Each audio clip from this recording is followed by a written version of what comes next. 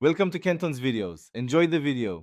You start by confirming the Instagram app is updated and that you have basic accessibility permissions enabled.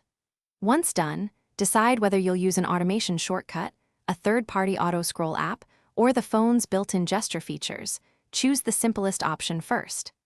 Now open Instagram, navigate to Reels, and prepare the view you want to auto-scroll. Make sure background permissions and overlay permissions are granted if you plan to use an external tool, because missing permissions stop the process immediately. You now build the automation, open Shortcuts or your chosen app, and add a repeat loop that performs a vertical swipe gesture at set intervals. Configure swipe distance and duration so the next reel lands centered. For many phones, a short fast swipe 0, 2, 0, 4s works best. Set the interval to match content length. Try for 6 seconds to start. Once configured, run a short test run, watch the behavior, and tweak swipe force and pause delays until transitions are smooth and no reels are skipped. You're ready to run the automation while Instagram is foregrounded. Start it and watch the first 10 swipes to confirm alignment.